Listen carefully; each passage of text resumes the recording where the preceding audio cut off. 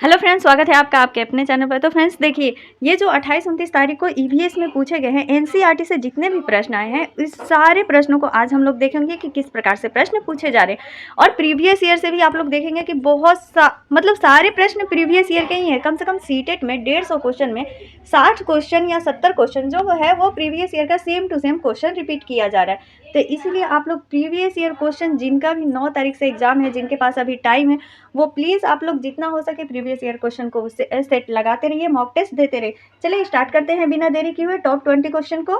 सागरीय खरपतवार किसका महत्वपूर्ण स्रोत है? तो सागरीय खरपतवार किसका महत्वपूर्ण होता है? आयोडीन का। अगर ये क्वेश्चन आ जाए तो उसमें झट दे आयोडीन टिक लगा के आगे बढ़ जाना है। सागरीय खरपतवार पूछे तो आयोडीन। अगला क्वेश्चन है, देखिए ये क्वेश्चन दोनों शिफ्ट में आया, 28 तारीख को पूछा गया है ये सीटेट के एग्जाम में।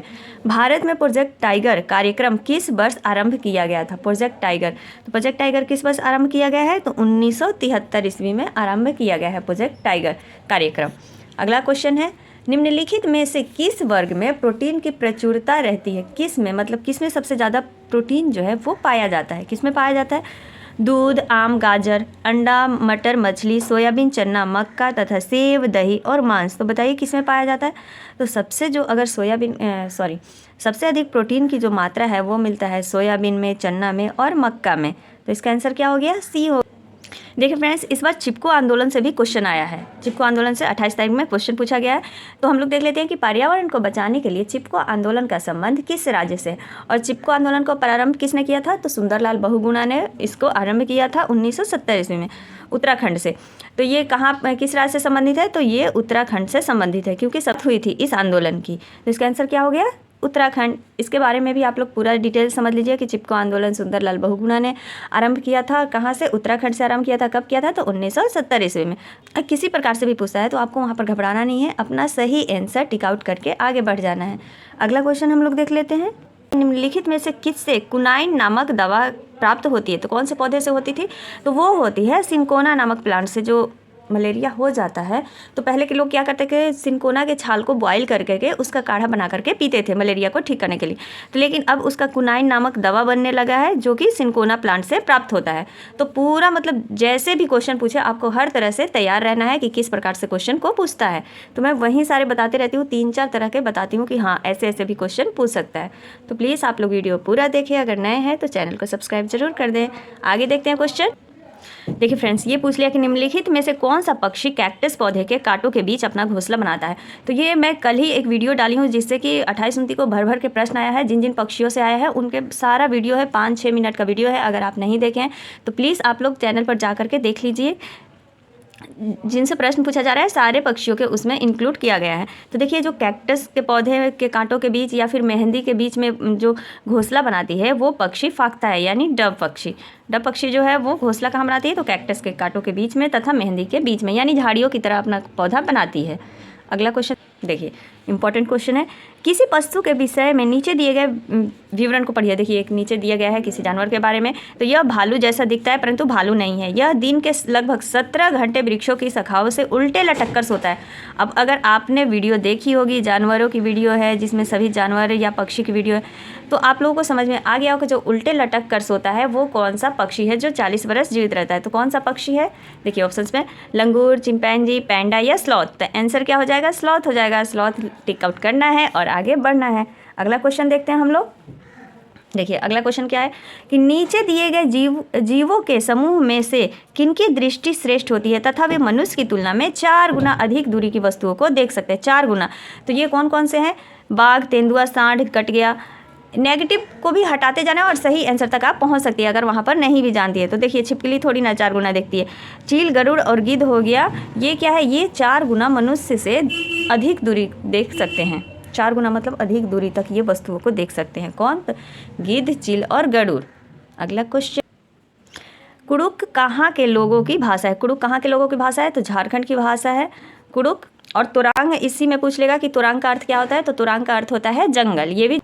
अगला क्वेश्चन, निम्न पक्षियों में से कौन काफी हद तक अपनी गर्दन को पीछे तक घुमा सकती है? तो कौन सी पक्षी है जो अपनी गर्दन घुमाती है? कोयल, उल्लू, कौवा, मैना।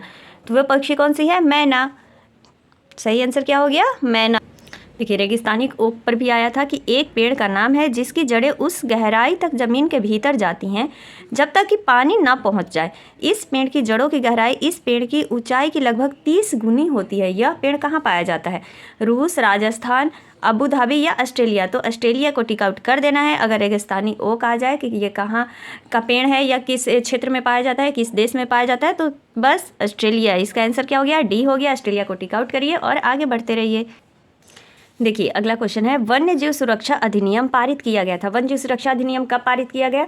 तो 1972 ईस्वी में। और जो टाइगर प्रोजेक्ट टाइगर है उसको कब प्रारंभ किया गया था? तो 1973 ईस्वी में। तो देखिए यहाँ कंफ्यूज नहीं होइएगा, वन्य से याद रखिए 72, वन्य 72, यानी वन्य जीव सुरक्षा अधिनियम 72 में और टाइगर वाला 73 में।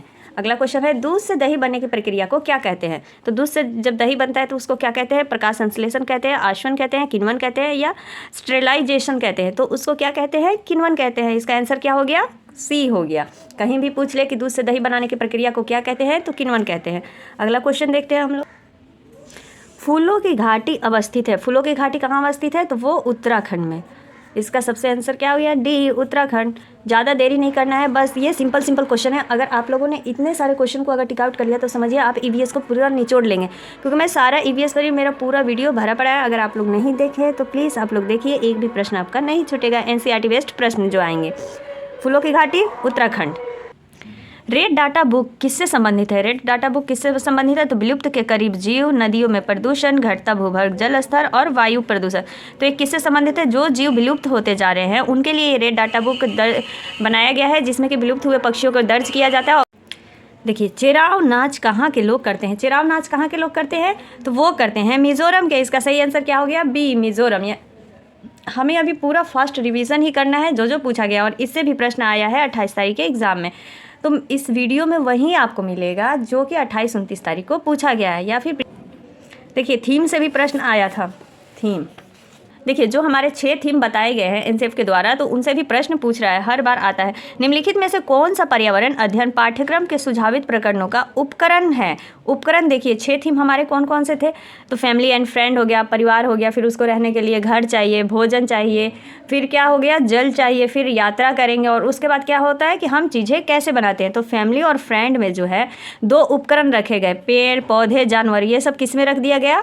फैमिली एंड फ्रेंड में रख दिया गया है। तो ये आपको जानना जरूरी है। अगर 6 आप प्रकरण जानते हैं, जो थीम है उसको जानते हैं, तो जो वहाँ पर उपकरण होगा उसको आप टिक आउट करके आगे बढ़ सकते हैं। तो देखिए यहाँ पर कौन कौन से परिवार एंड मित्र थीम है, भोजन थीम है, हम चीज़ें कैसे बनाते हैं। लेकिन जो जानवर है ये थीम में नहीं आता है, ये किस में आता है? उप प्रकरण में आता है। तो इसका सही आंसर क्या हो गया? सी हो गया। आगे बढ़ते हैं। उच्च ज्वर के साथ यानी तेज बुखार के साथ कपकपी, जिसका उपचार सिनकोरा पेड़ के छाल से किया जाता है, वह क्या है? तो जिसमें तेज़ बुखार होता है, कपकपी होता है, वो किससे होता है? तो वो मलेरिया जब हमको होता है। मलेरिया किससे होता है? तो मच्छर के काटने से मलेरिया फैलता है, और जिसका इलाज सिनकोना पेड़ की छाल से किया जाता है। उसका काढ़ा बना करके पहले के लोग जो पिलाते थे, अब उसका दवाई बनने लगा है। उस दवाई का क्या नाम है? कुनैन नाम है। ये भी पूछ सकता है। तो देखिए एक क्वेश्चन में आपके 3-3 क्वेश्चन शामिल है। 3-3 क्वेश्चन अगर किसी भी प्रकार से दे देता है तो आप उसको आंसर कर सकते हैं। सही आंसर बिल्कुल आप लगा सकती हैं।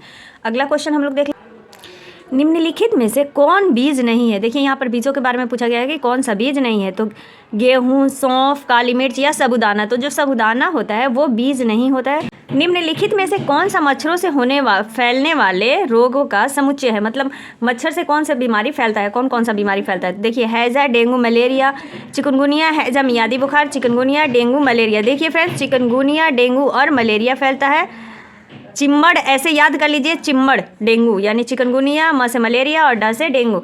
चिम्मड़ या चिम्मड़ जो भी है आप जिस प्रकार से भी याद कर सके, क्योंकि एग्जाम हॉल में जब बैठते हैं ना तो हम लोग का दिमाग थोड़ा सा क्या होता है कि ये सही है, ये सही है। एक भी अगर ऑप्शन हम लोग भूल जाते हैं, एक भी पॉइंट भूल जाते हैं, तो वहाँ पर हमारा 1 नंबर कट सकता है। 1 नंबर क्या हो सकता है? गलत हो सकता है। इसीलिए आप लोग थोड़ा सा निमोनिक या अपने तरीके से आप याद करने की कोशिश किया कीजिए कि हाँ ऐसे हम अगर याद करते हैं तो वो ज़्यादा देर तक हमारे दिमाग में बैठा रहता है। तो आई होप फ्रेंड्स ये सारे 28-29 तारीख का प्रश्नों का निचोड़ था। आप लोग को पसंद आया होगा। पसंद आए तो प्लीज़ यार चैनल को लाइक करिए, शेयर करिए, सब्सक्राइब कीजिए। Thank you.